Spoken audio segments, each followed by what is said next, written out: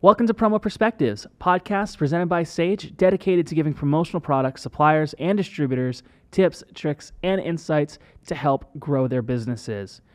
Today, we are presenting the last episode in our series on band merch. So far, we had an episode where I talked about the history and stats behind the market and kind of some tips on how to break in. We had 2 different episodes where we interviewed different distributors who are already working in the market to give you that perspective on kind of what to expect. And today, I'm presenting what I think might be the most important episode for any of you that are looking to break into band merch. Today, we are sharing interviews with 4 different local musicians and hearing their stories about what band merch means to them culturally, as a business and marketing tool, and as a primary driver of their revenue. These are your customers in this episode, so this is where you're going to learn how to serve them best. My name is Joshua Stone. I'm a local DFW musician. My name is Chris Jordan. I have a cover band in Dallas-Fort Worth called Extended Play. Hello there. I'm Bradley Blackwell. I'm in the band right behind you. My name is Miles Maestro. I'm a 27-year-old musician from Dallas, Texas. Man, I couldn't tell you the last time I went to a show and didn't get something from the merch table, like whether it's a sticker, whether it's a lighter, whether it's something bigger like a hoodie or a t-shirt or a hat. Shirt all day, hat or something. I find whatever looks cool and fits my style. I know sometimes it might be a little high, but I know it's worth it because I love the music. I like the music and I like to show support. I try to buy merch from local musicians and bands and stuff, people that I know or people that I like and want to support. Not only does it feel like you're really making a contribution to the artist when you buy from a smaller artist like that, but it's just a lot easier to gain access to the merch stand usually. The role merch plays in connecting with an audience is actually very crucial. And I say that because merch is oftentimes what keeps the artist afloat. Music, especially in the streaming era, is not a profitable thing. So merch is the thing. I can't tell you how a merch purchase at the end of the month has saved me to be able to pay my rent. So it's very crucial to fund the dream and to, I would say, it gives people something to remember you by, something to go home with, something, I think about all the times I went to Six Flags as a kid or going to the zoo. I always wanted a piece of merchandise from the gift shop because it was just something to remember from that. And so I really take pride in the music, and I've started to take a lot more pride in the merch as well because it's what people get to leave with. It's not just a feeling. It's not just a song that's stuck in your head. It's a physical form of something that is a memory. I think merch is a great conversation starter, and if people really like the look of something, they'll be more interested in, or if you're wearing a shirt, they'll be like, that's a cool shirt, who's that? This is a band, you should check it out. It's a good way to spread the name. I would say merch for artists is a pretty big thing for kind of establishing almost legitimacy for the bands, because you could go to any local show, and see a bunch of different bands, and you might not even remember their names, but when you get a tangible shirt from them or a tangible piece of merch, it not only gets you to remember the band, but also it sort of displays that you didn't make up this is a real band, There's a couple experiences that everyone has when they're at a show. Number one is they hear the music, right? Number 2, they see the music. And part of seeing the music is seeing who's making the music. So branding is super important. I like to tell my guys that, hey, I know we're going to do a great show. I just don't want to be forgotten. So I make sure that our shows, we're wearing something with the logo, usually a shirt. I even got joggers. We got beanies. We got hoodies. Everything to make sure that when someone is watching the stage, they watch us long enough, they're going to have that image branded in their mind. So rather they remember the exact name, they're going to remember the logo. And then when they see us again, I can't tell you how many times it happens, but we'll do a show and someone's like, oh my gosh, I've seen you guys. And they may not know us specifically who we are individually, but they know the brand. My merch, for my band Dogs Can Talk, we got this new logo that everybody really seems to like, and it stands out. If you can get a really good logo or something like insignia or something that you can put on pretty much anything that stands out, it does wonders for your brand. There was a lot of research and shopping around. At first, we thought it was a far easier process. We thought you just simply order them in bulk from some website somewhere, but then we realized that a lot of those retailers are very low quality. My first merch was through Shopify, and man, I did not know anything about just the proper brands or anything, and so I ended up just finding the cheapest option with a design I made in probably like Canva or something like that, and brother, the quality was horrible. My first time buying merch was from Vistaprint.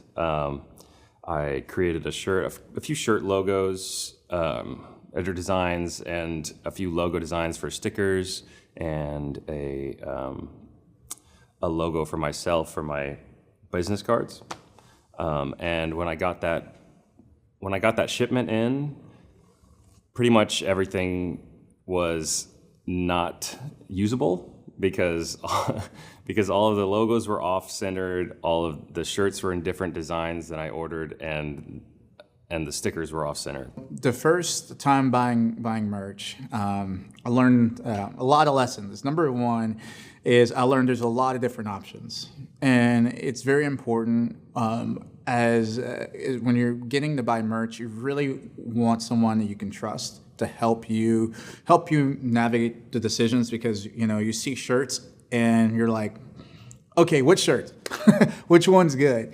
And then two, you're learning about quantities. If you buy one shirt can be, or one item, one merch can be really expensive, and you've got to figure out, okay, like how many of that do I need to get in order to bring down the cost? So that was a challenge. It took me getting to the right distributors to find that, hey, there's better pricing out there for the quantities I need, because one of the challenges I had for the first distributor I had was they wouldn't do shirts unless I got 500. And I'm like, this is it's a small van. I'm just starting. I don't need 500. But I got hats. I gave those out. But a lot of it was just learning, just the cost and what you're getting, and then the process. And then two, understanding that, there are additional charges to, whatever type of design you could be doing. Working with someone with the knowledge to kind of guide you to the right direction is something that I still am probably looking for. Someone who's very genuine, someone who's right there kind of making your vision come to life. People like that are getting rarer and rarer these days, but people like that, they help you go the extra mile when it comes, because it can be very discouraging to get something and get excited about a design, and then you get it, it's just not what you thought it was. There would definitely be some things you could avoid just by, I don't know if a partnership would be necessary, but definitely maybe some instructional or informative videos of what's what and what you could expect from certain methods of printing. A partnership with someone that could help you out, if you knew what you wanted and they could guide you, that could be helpful. There's also all these different types of shirt making process, and so we realized that if we wanted to kind of balance quality for cost, that screen printing was the best method. I forget one of the other ones. There's a couple of others that paste the design onto you, but we decided that if we made our shirt monochromatic, just with white color only, it would allow us to save on cost, so we could use the most quality type of printing process. The feel of a shirt is pretty important. The design as well. But I think something that you would like to wear, something comfortable, is the most important, and then the design is second. Our first shirts had kind of a plastic film on them, and I didn't like it. It made me not want to wear it. It's kind of a weird feeling that I get from it. It's it feels like it doesn't feel right on my body. So I wanted a shirt that you couldn't feel the texture of, and I was really happy with how they came out with as far as the texture went, because you couldn't feel it at all. And also, I feel like if you're gonna do merch, either put a lot of care and time into it or get something really high quality. Decoration methods, very important. And also, too, you learn about being flexible on the design and color. Is not everything needs to be full color. For example, my logo has, it's like a blue and it has a little gray and it kind of fades. It's really cool. It's a color scaling type deal. But realizing that, it's just as important to have just a plain white or black logo. But mainly, embroidery is on the expensive side of things. Screen printing's on the more cost-effective things for me. And mainly, though, when it comes to decorating, is understanding the purpose behind it.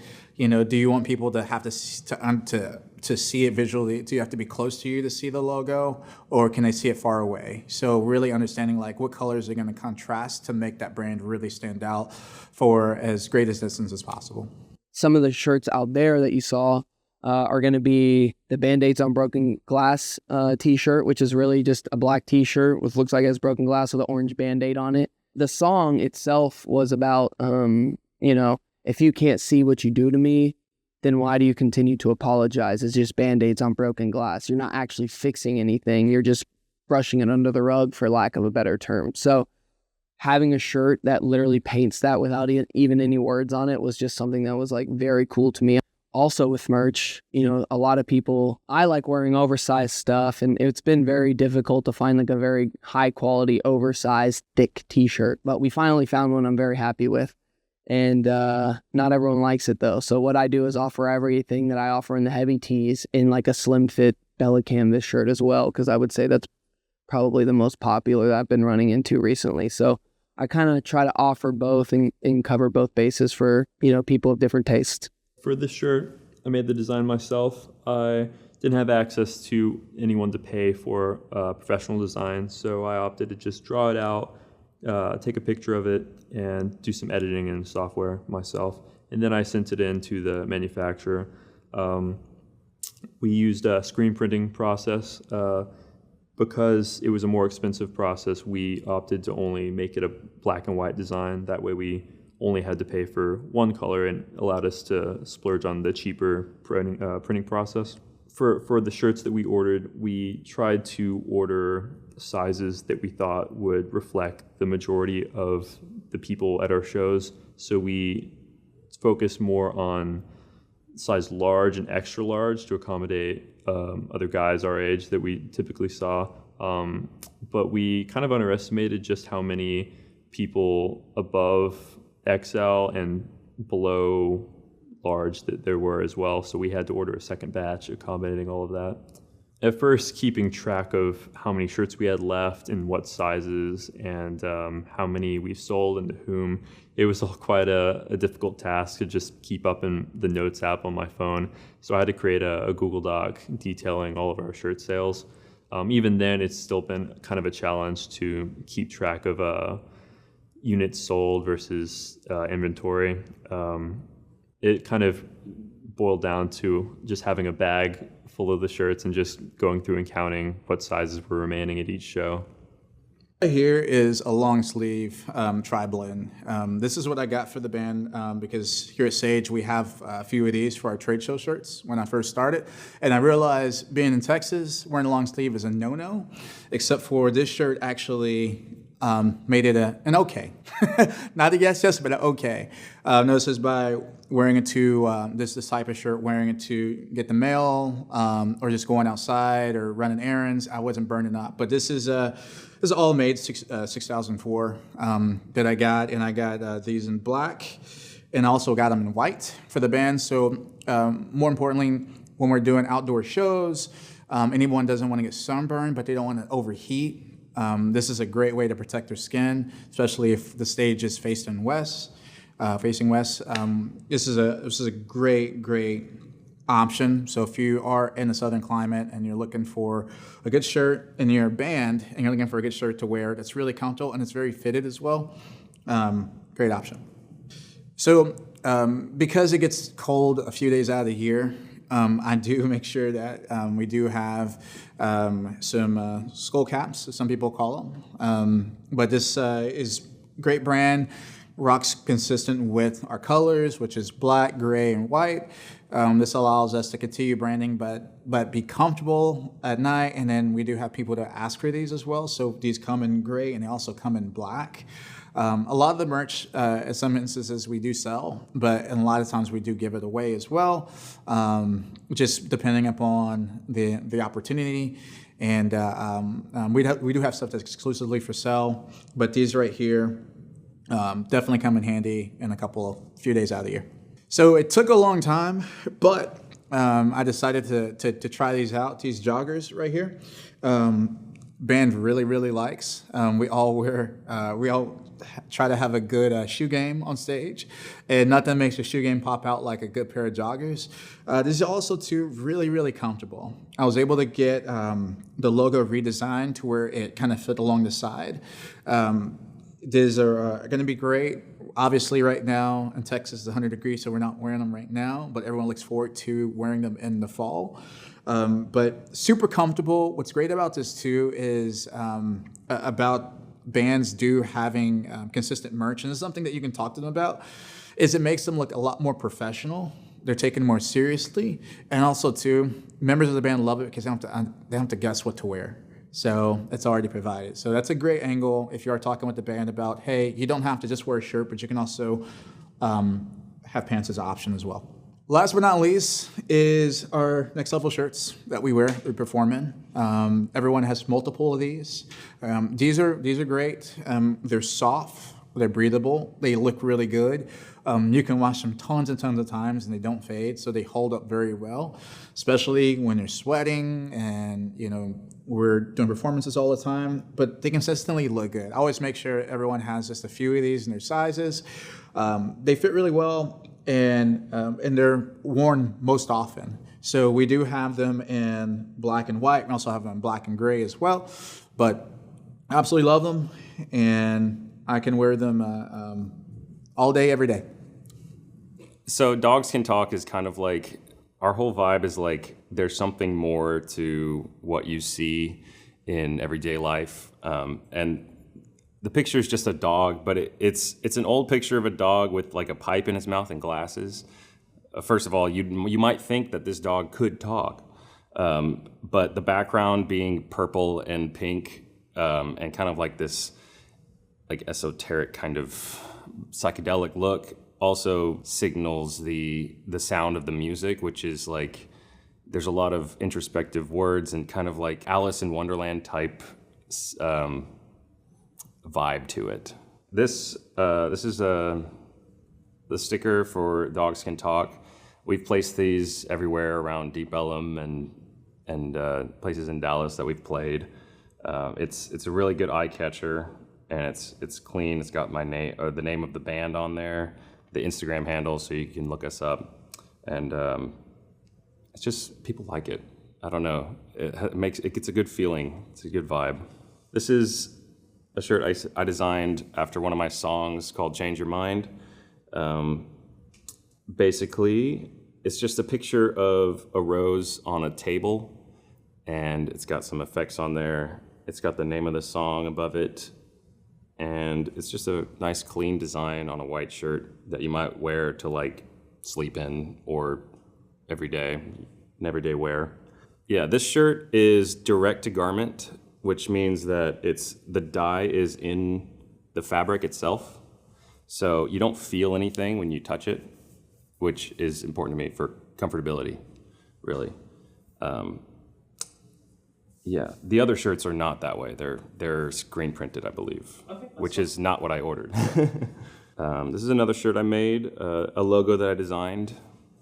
It's kind of like a tree, and it's got my name on the back. This one is, you can feel the film on it, and it's not terrible. It doesn't really make a lot of noise or anything like that, but I definitely prefer the no feeling on this. I don't know why they couldn't get this order right. They did it twice and it was never direct to garment. I think this is screen printed, but I think it might be because of the colors. Maybe they didn't pop or I'm not sure, but yeah, I like the design, but I wish it was direct to garment. This is my business card that I had made up. It's just got a QR code on the back and my logo on the front. Kind of a different logo from the shirts, but I think it fit the card kind of shape a little better. Having a good recognizable like logo for your signage there's some merit to it. I think it makes you look more legitimate. I had a big concert recently where they put this logo up on a screen, and I think that looked great, and I think it worked really well. So my final thoughts is, whether you're in a band and you're watching this or you're a distributor looking to get into this market, it is a great market. And one thing I'll tell you is that it's really important that you partner with your client. There's a band, partner with them, take them through the process, meet them where they're at, look at, help them understand that like the branding is important, because especially if they're aspiring to be, to get to higher levels, and they don't want people to forget about them. If they're spending time to practice and get the songs down, then they also need a brand to kind of help carry them and people not forget all that hard work that they heard. So really important to just understand, meet them where they're at, grow with them, understand that there's a lot of options. You can look at what makes sense for their climate, for the climate you're at. If you're in the South, I've just shown you some great options where you got some long sleeves, you have a short sleeve, and then also too, if you're in up north or where it's colder climate, you can look at joggers. We also got hoodies as well. You can outfit these bands and make them look really cool. And last and not least, have some fun with it. Like, it is fun to have fun with the brands and try new things, from koozies, things they can give away. If they do want to sell merch, one thing that we do is the merch that we would sell and do sell sometimes, we do use a different brand. We don't really sell our next level stuff as much, just because it can get a little bit pricey. But we do have some other things that we'll look at for selling, and then different options. Also, too, look at doing a company store for them. Link it to their website so people can purchase their merch online. So there's a lot of different opportunities that you can provide to bands in the musician community. But again, if you're new to the community but you like craft beers and used to breweries, you can lean on that for understanding on what type of products would resonate. Thanks again to Chris, Brad, Miles, and Josh for sharing your stories. It's invaluable for our audience to get a real perspective on who their customers are and hear what your struggles have been to bring your branded merchandise to life. I hope you guys have enjoyed this series on band merch. If you want to learn more, you can re-listen to these episodes at any time or check out the band merch deep dive guide on sageworld.com. Head to go.sageworld.com/podcast to listen to past episodes or register to join us on the next live stream, and we'll see you there.